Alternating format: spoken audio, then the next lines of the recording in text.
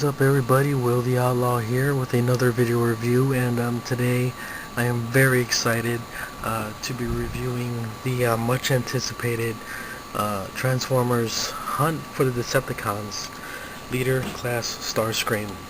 Now this guy I have been waiting for ever since I heard the rumors that they were going to come out with this guy.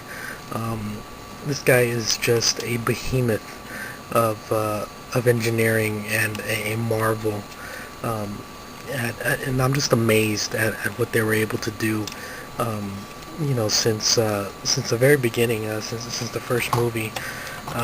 Here is the first Voyager movie Starscream, and you could tell the difference right away, not only in size but in the fact that they were able to go from what seemed like just a pet project that they threw together over the weekend to something as amazing as this. There is the original Starscream, along with here is the Revenge of the Fallen Voyager Starscream, and you could tell that they have gotten better jet-wise, and I was really happy with this guy. I was saying, this is gonna be my movie Starscream. This is gonna be all I'm gonna get. But then I heard the rumors, and then the confirmation, the Revenge of the Fallen DVD, and then finally I'm able to get this guy in my hand, and oh my gosh, this guy is awesome. Yes, there's Kibble, there's Robot Kibble. You can see his legs and everything, but for the most part they do a really good job of covering everything up. And with the way the transformation is, it's very, very precise. You kind of do have to get everything in a right way in its respective place in order for everything to fit together perfectly. But when you do, it's very good. This guy does have an action feature where you push this little Decepticon button, get a flyby sound, and no one can defeat Starscream. No one can defeat Starscream. Exactly. The cockpit lights up red. It's got this really cool translucent cockpit in there, where you could feasibly sit a very, very small figure, but unfortunately the cockpit doesn't really open in vehicle mode, at least. It does have a place for missiles, and it does come with missiles. Unfortunately, well, I do have the missiles, but I really don't take them out because I don't want to lose them. But anyway, the deco is very nice, very cool, and very movie accurate. Even more so than the Voyager version. While I like the Voyager version, unfortunately the paint is starting to peel off on the tattoos, and you can see all the little panel lines and everything, and it just looks really good. So oh yeah, another thing is that it comes with this little gun missile launcher here that you can hook it into in robot mode. It does hook in here on vehicle mode, on jet mode.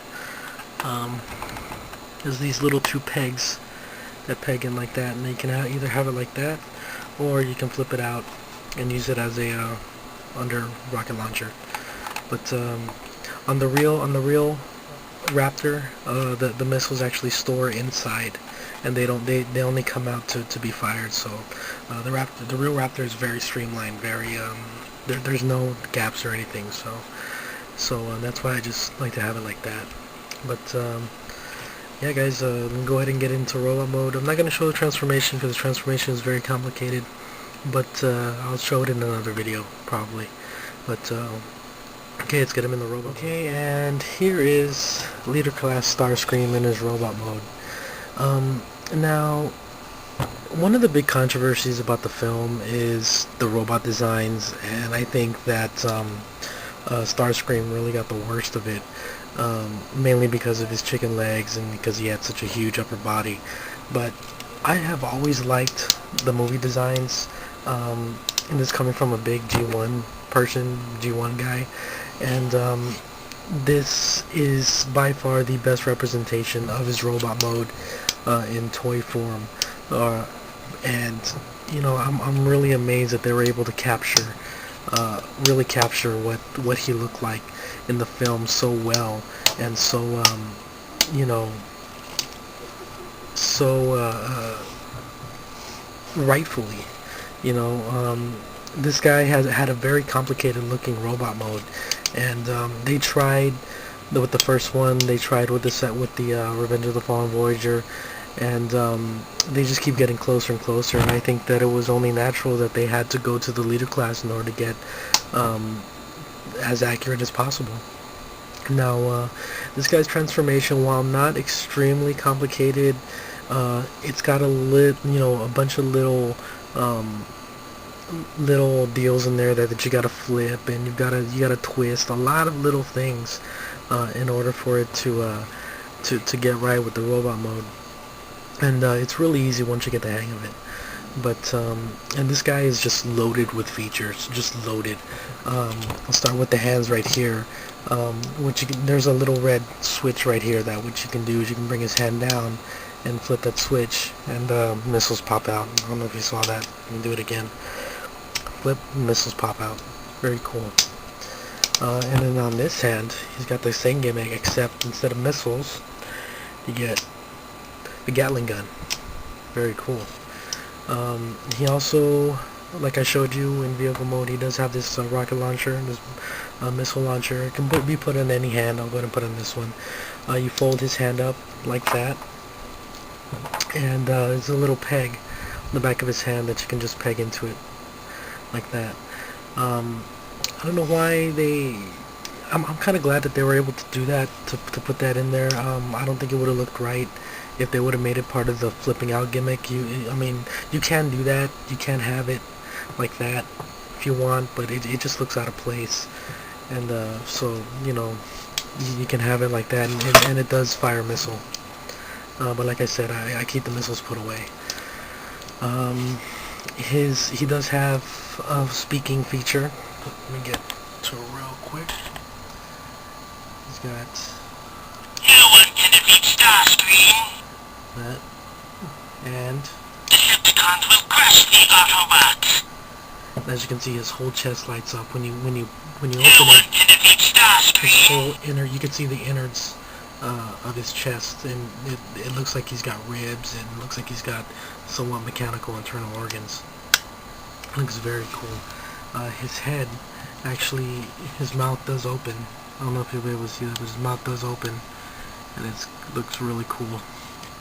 This is by far the best head sculpt I've seen of a Starscream figure. It's actually very cool. He also has a button up here, which when pressed, it has the transformation sound. It's just for that gimmick, and they decided to put a Decepticon symbol on there for some reason. But his articulation is actually very, very good, all over the place, man. He's got legs. He does have the chicken leg joints, and everything. He even has shoulder movement. He can move his shoulders like that, so he can go, oof, oof, like that. So that's pretty cool. Other than that, I forgot something. Forgot to bring these up. Let's have these little things sticking up in the back. Other than that, man, I mean, this guy is one of those figures that, just like the leader class, Prime, and he's one of those must gets. He's just, if you're a fan of the character, if you're a fan of the movie, he's just one of those must get guys. Here he is, next to the first movie Starscream and the Revenge of the Fallen Voyager Starscream. And as you can see, he's come a long way. So, bottom line, if you have been patiently waiting for a definitive Starscream and passed on all previous iterations, then your patience has been greatly rewarded. This Starscream is not only the best version of the character, but it is one of the best leader class figures to come out of the movie line since the first. The robot mode is near flawless, and the jet mode, while still suffering from the underkillable problem that plagues almost all plane transformers, is as cool as the jet can get. So do yourself a favor and pick this guy up as soon as possible. You won't regret it. There you guys go. Hope you all enjoyed, and take it easy.